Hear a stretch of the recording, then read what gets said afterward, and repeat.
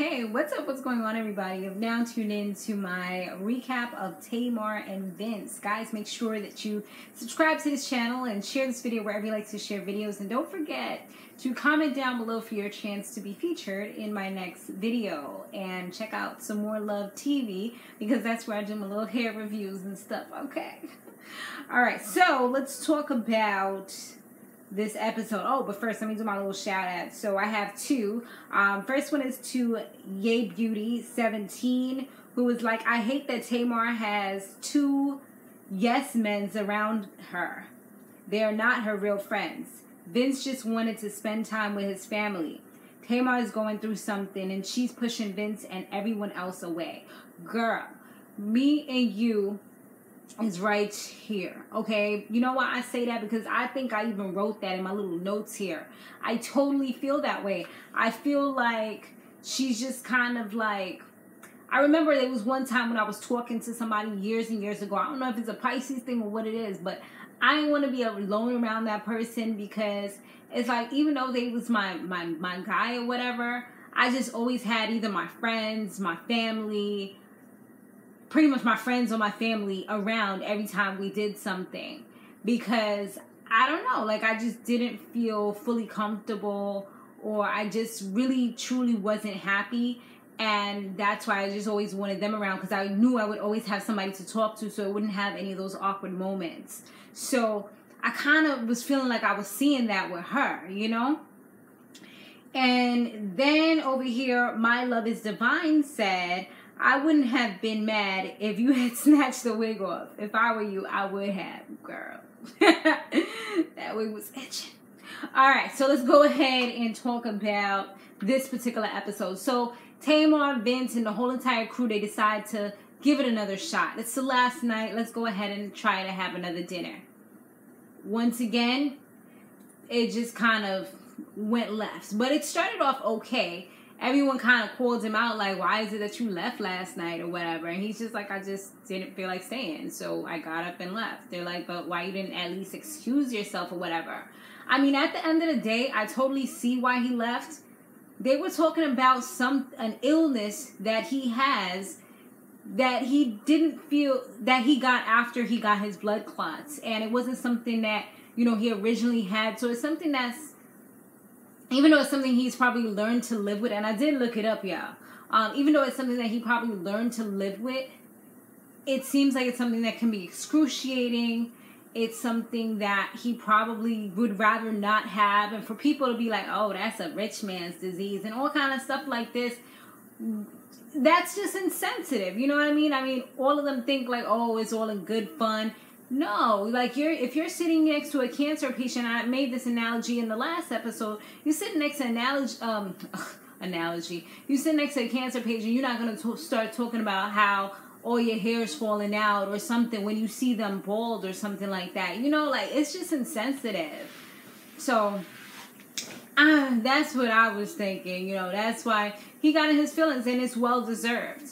So the whole Tamar and the whole entourage, they go like everywhere and anywhere with her. It was just, I mean, I understand why he seemed like he just wanted to be alone with her. And that's kind of like why I feel like they were kind of pulling apart, because the same thing, like I said, she kind of just wants to have everybody around her, give her that fun vibes, that goodness, you know, that laughter that she's longing for, that she kind of can't get with Vince, because every time they're together, they're having arguments. So she's trying to retreat into her magical fantasy land and just have fun, you know, just smiles, laughs, and just be giddy. And he's thinking about work. He's thinking about whatever. He just wants to spend alone time with her. So it's kind of like they're both doing the exact opposite of what each other wants. So they go, they do the ATVs, and it was nice. I like the way that the ATVs was set up, how they had like that nice big mask on, because I've seen some ATVs, like the boo thing, he went to DR and he had on, he went on ATVs, but he had just like a little scarf over his face. I'm like, I wouldn't really want to do that, because first of all, I'm highly allergic to dust, so yeah, I'd probably die after I get off of the freaking ATV. So I like the way they had those masks because they look like, what are those called? The Hemlock? I forget the word, man. You know what I'm talking about. But they had like that big, nice mask. You know, it looked like it had that filtration system. They had the goggles on. Like, there was no dust going inside of there. So if I was to do the ATVs, I would definitely want to do it like that. And then right after, take a freaking shower. I mean, it's mostly sand, but sand and dust is, you know, go hand in hand. So yeah, I mean, it pretty much, they looked like they was initially having a good time, but then when they kind of went to a pit stop, you could just tell, like, Vince wasn't really feeling it. He's like, he's not really into the jokes that they're into. I mean, you know how they are. They're just like, yes, girl. You know, they say things that can be insensitive, that can hurt people's feelings, but for them, it's all in good laughs. Him, he's more so on the serious type. He's more so thinking about business. He has to focus on those things, because if he doesn't and things start slipping up, she gets mad and curses him out. So it's like, he got to be on his P's and Q's. He got to still be checking his emails. He still got to be focused at the end of the day. You know, and he don't really drink, so I don't think he really drinks. I think that she mentioned that he don't do the drink thing no more. So he don't really drink, so he's not getting turned up the way she gets turned up. It's like he's sober while she's there acting a fool. So that could kind of be another issue as well. So it's a lot of things that's really coming into play here. She's like, oh, that he's her manager, he's her baby father, he's her husband, and he's her agent. It's just too much for her, and there's something that needs to change in order for things to move forward. So he did seem like he was embarrassed at one point, because she was saying how she was like kind of tired of the situation, and they've been together for all these years, and it's kind of like you're saying it without really saying it type of thing. The way they was kind of throwing words at each other, but she kind of started it off, and I did kind of feel like he was embarrassed, and he was like kind of shocked, because she was saying it in front of everybody else. So it was kind of like, oh, you know. And actually, the scene where they was first asking him what happened last night, that was like breakfast. And then later on, they ended up having their dinner for the last night. I had a little confused here.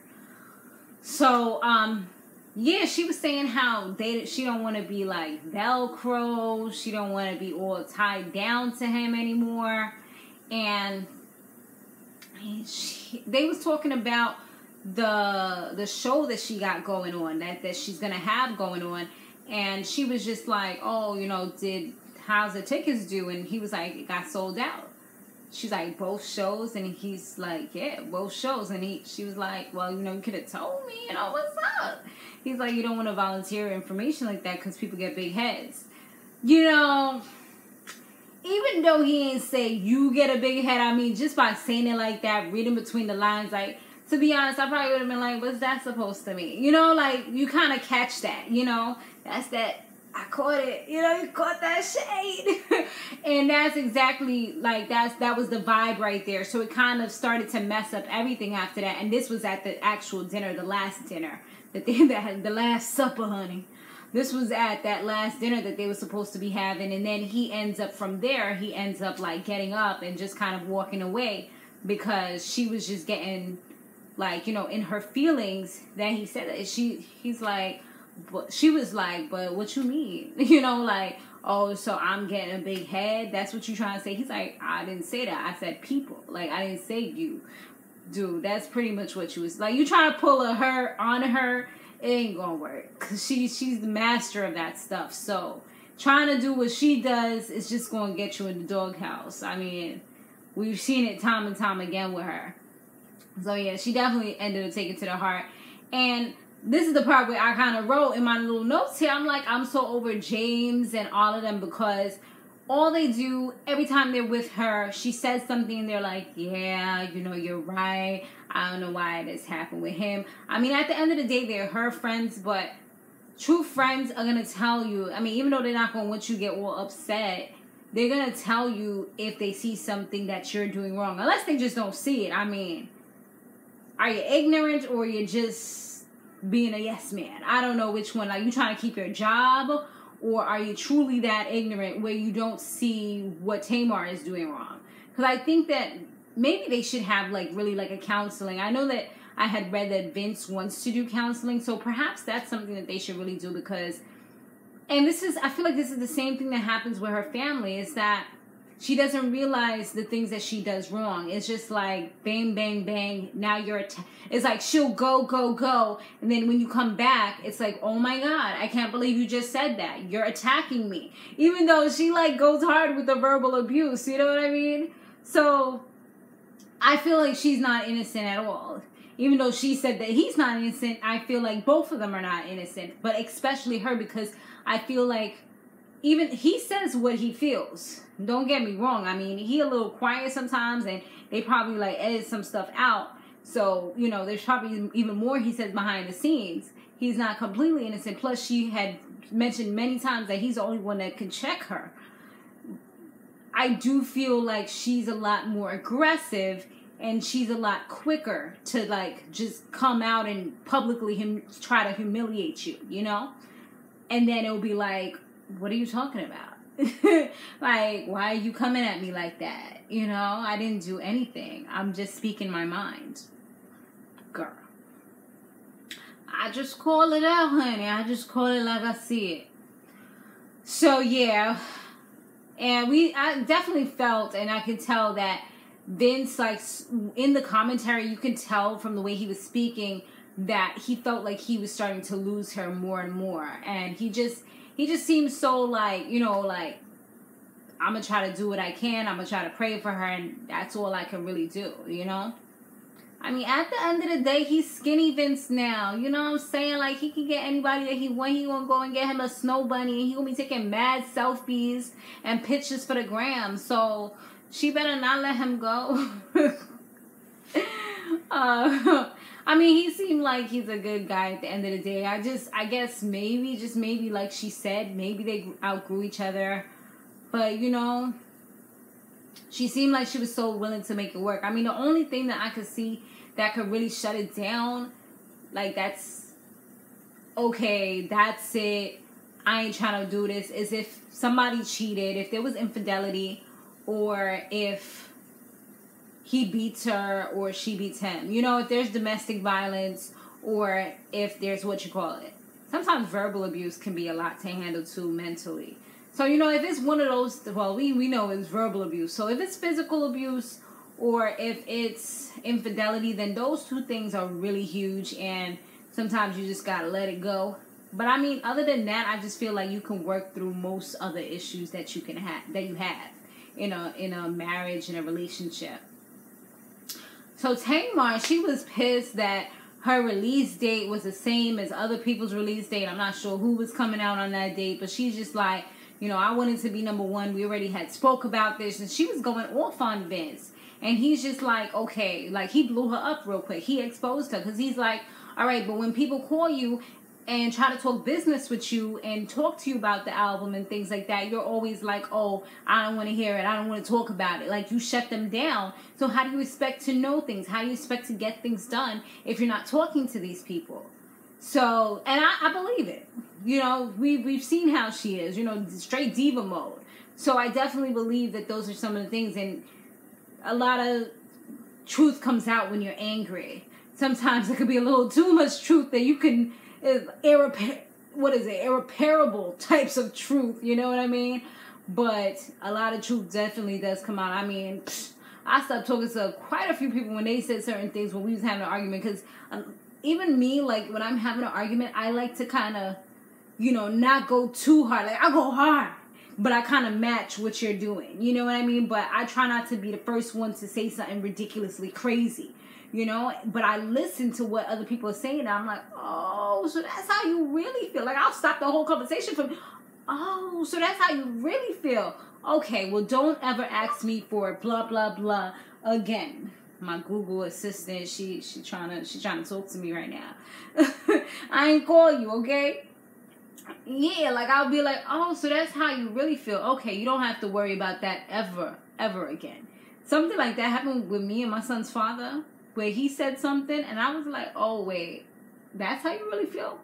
You don't ever have to worry about speaking to me ever again about that situation. And mark you, that was the last day I would ever speak about that particular situation. I was done. Because once I say something, and I'm stubborn. Once I say that that's it, that's it. Like, I can never talk to somebody forever.